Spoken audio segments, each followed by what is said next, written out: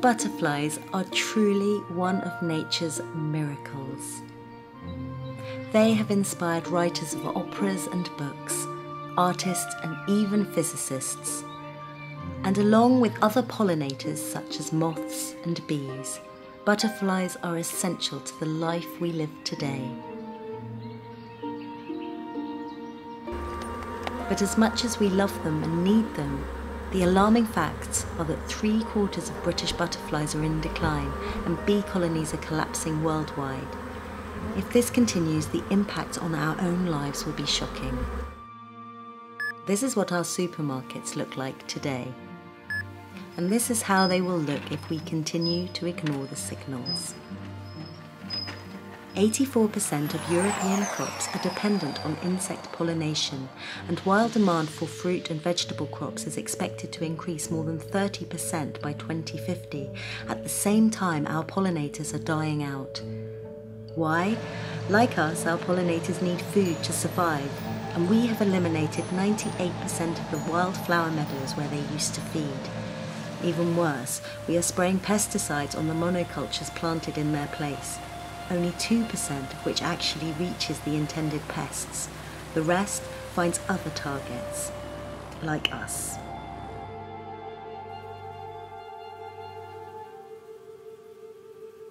Recent tests revealed that nearly all Americans carry traces of DDT in their bodies, even though it has not been used for 40 years. And this is dramatically increasing the development of diseases such as cancer. We've also removed woodland areas and their plants, like the nettle, where many pollinators found food and somewhere to breed.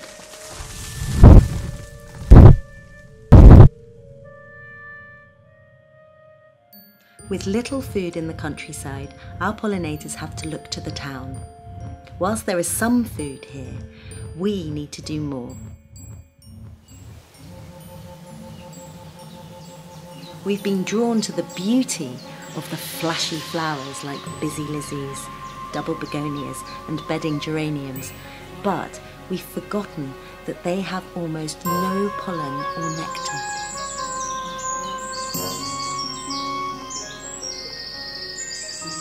As gardeners, you are our pollinators' last hope. Urban gardens can make up as much as half of the urban green space, but we have to change our habits and change quickly if we are to help. As we see with the butterfly in the chaos theory, even small changes can have large impacts. Each one of us can do something small to save our pollinators.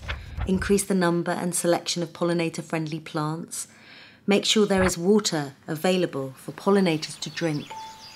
And make your lawn a wildflower lawn, and try not to reduce its size.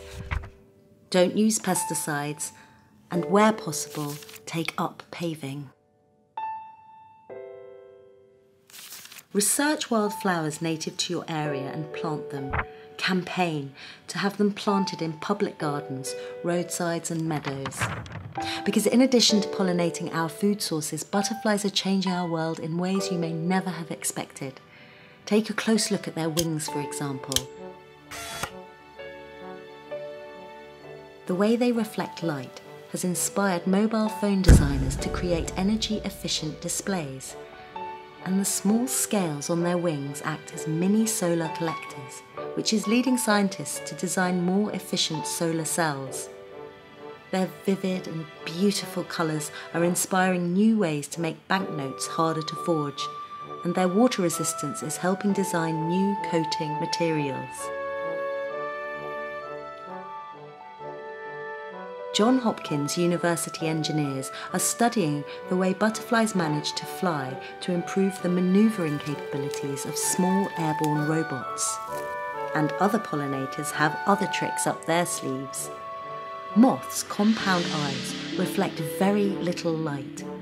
A world-leading developer of film and chemical products recently launched a new anti-reflective film inspired by the eye structure of night-flying moths. And City University of New York is looking to moths' eyes to improve the efficiency of X-ray and medical imaging machines. Finally, when we say something is the bee's knees, it's even better than we thought. Insect joints contain resilin, the most efficient elastic known. With it, bees can flap their wings 1,000 times a minute, and fleas can jump 100 times their body length. An Australian government research group has mimicked this near-perfect rubber, creating 98% bounce back. That's practically a perpetual motion machine. Whether it is to inspire us or to feed us, our butterflies and other pollinators are essential to our well-being.